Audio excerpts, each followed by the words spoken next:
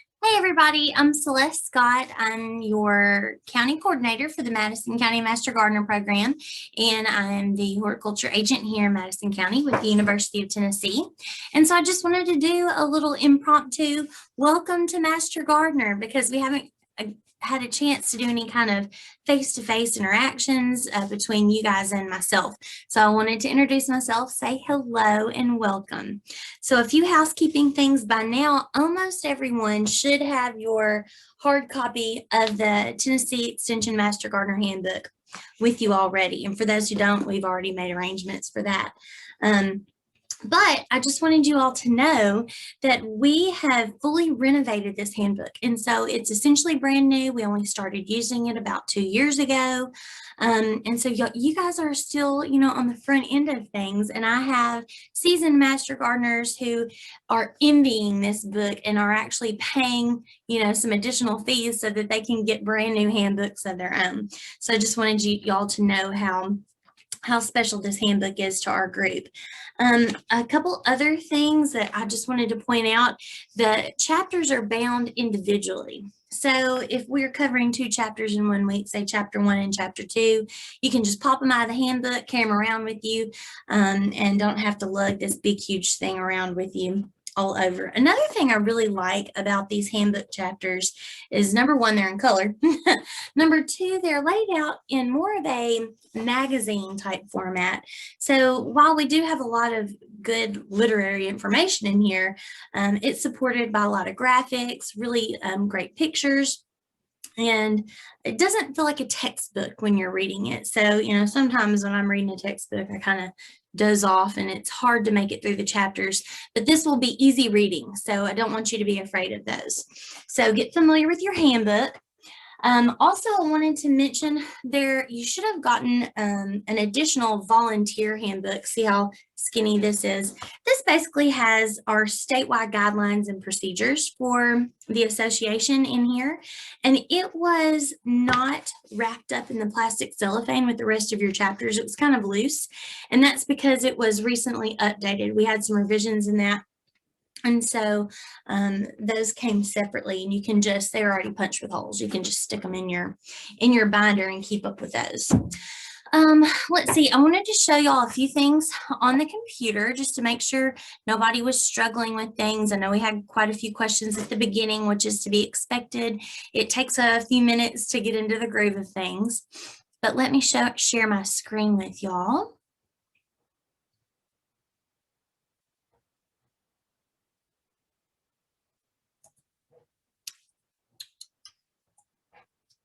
Here we go.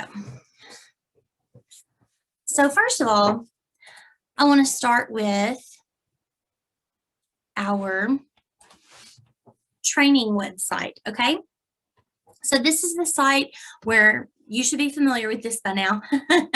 This is the site where everything kind of pivots from. It's some coworkers of mine have put this together. It's super user-friendly. You can scroll down from the home page and see how each week is organized on its own little tile right here. So let's see, this week was week 2 of our training. So you could either click here on this week 2 trial where my little finger pointer is to find out what your assignments are, or you could use the navigation pane over here on the left. Either way, it takes you to the same place, okay? So we'll click on week 2. And I love how we just tried to make it as simple as possible. So this week, this is what you should have done. You should have read chapter 4. If you were able to join us on the Zoom, you were emailed a reminder link to join from that through your email. If you weren't, you can watch the recording right here. So sometimes it takes, a couple hours to get that video edited and processed and loaded onto this website. So on Tuesday, our class happens live on Tuesday mornings from 9 to 11. So if you get on there at 12 and you can't find the link, it's because we haven't had time to get it on there. So we are trying to get it on there by the evening of that same Tuesday. But if it's not there that evening, you can rest assured that it will be there on Wednesday morning. So if you click on this link, it's going to take you directly to our YouTube recording of that Zoom session. Okay. So read the chapter. Either join us on Zoom or view the video whenever you get a chance. That could be Tuesday or later in the week. And then watch or read the supplemental materials that are below. You can see there's a heading right here. It says supplemental materials.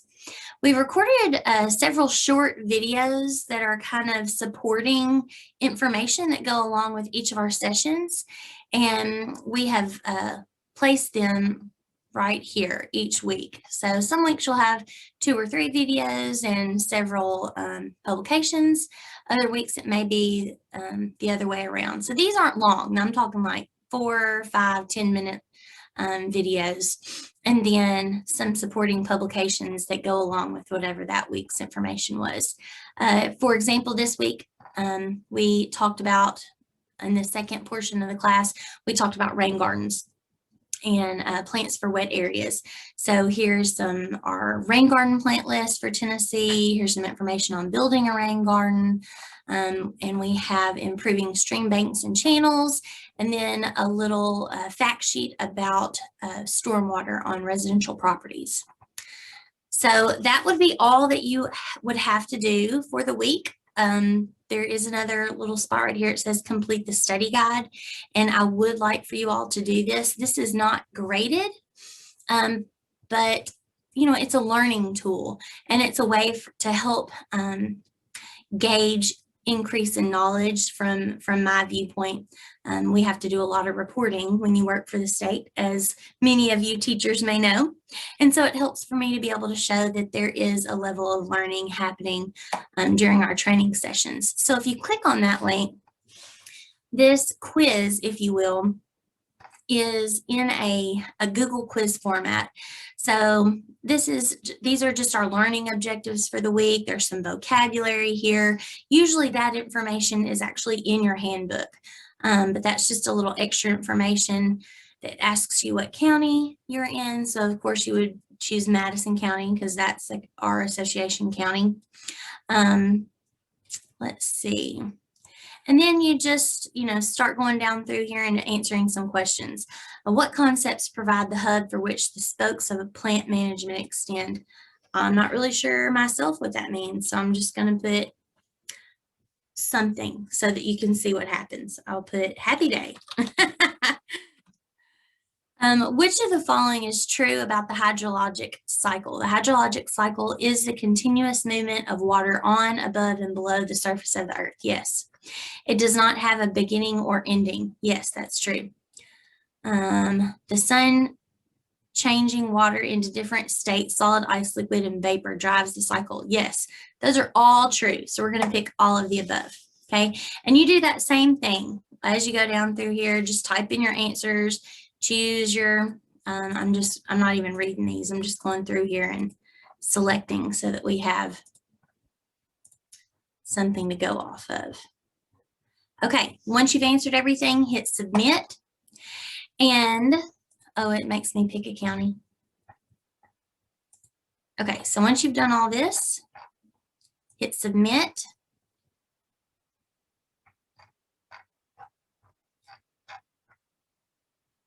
And it says your response has been recorded. View accuracy.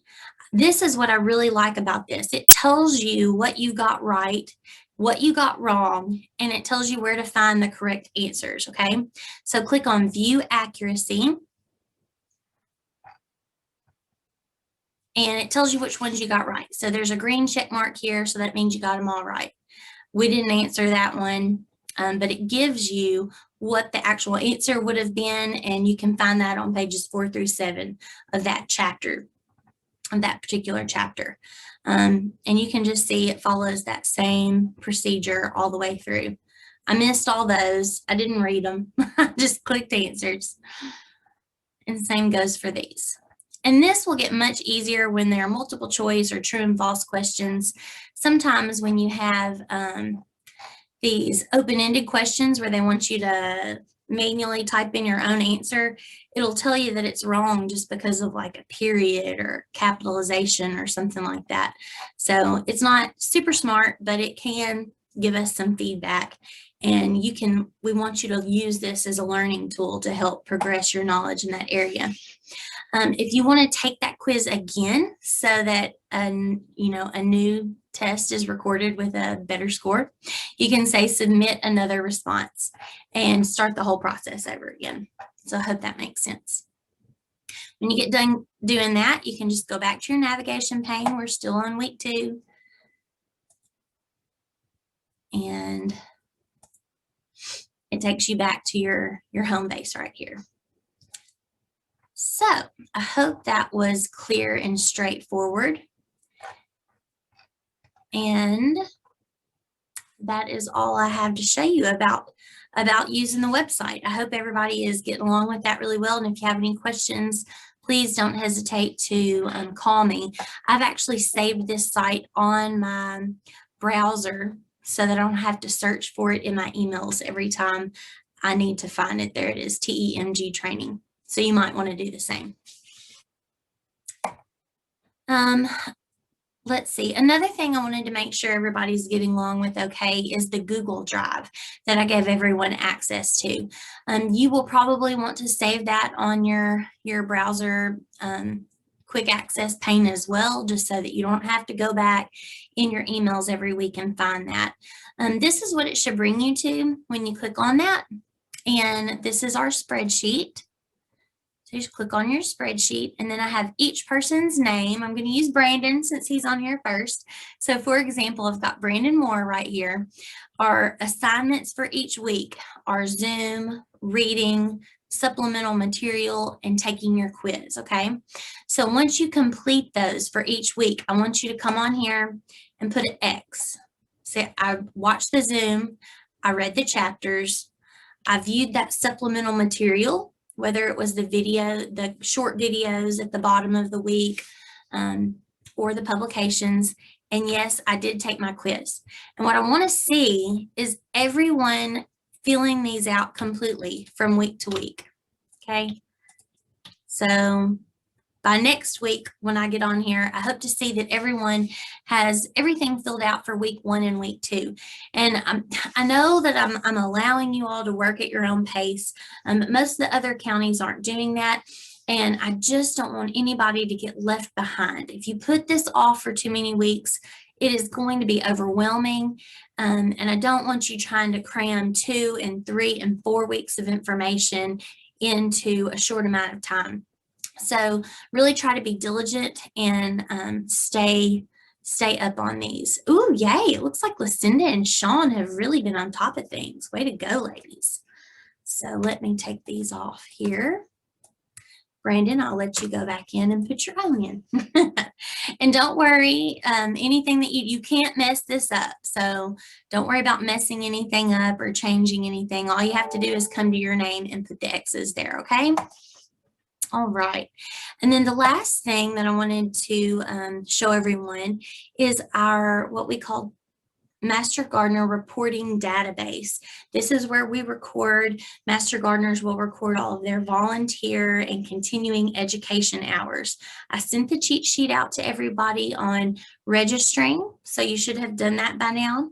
I tried to make sure I had everyone's information in my system correctly so that it would know who you are when you got on here. So by now you should be registered. If you're not, give me a call. So when you come to this site from now on, instead of registering, you're going to click sign in from now on. You only do that register thing that very first time. So we're going to sign in. I saved it on my computer desktop so that I don't have to put it in every time. All right, and it's going to bring you to your volunteer dashboard. And at this time, this is what it should look like. There shouldn't be anything on here. Everybody's stuff should just be 0. See, service hours for the current year, 0.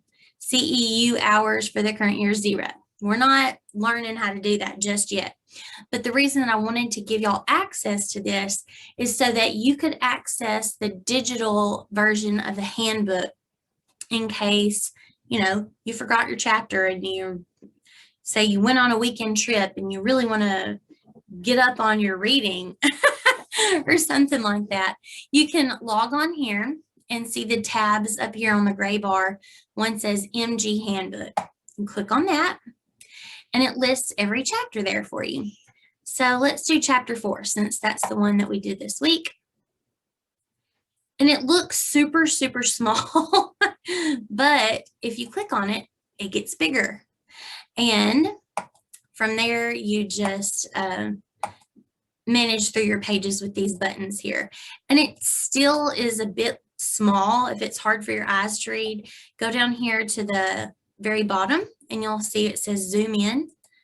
And you can just click on that until it becomes much larger. That makes it a little easier. Maybe you won't get a headache from reading it in that fashion. When you want to leave this and you're not sure how to get out, press escape, your escape button, and it brings you back to all your chapters. Another thing to keep in mind is that we do not follow the chapters strictly each week. So, you know, the first week we did chapter 1 and 2. We skipped chapter 3, and last week we did chapter 4. Well, this week we did chapter 4. Next week we're going to do chapter 3. So we kind of skip around in the book.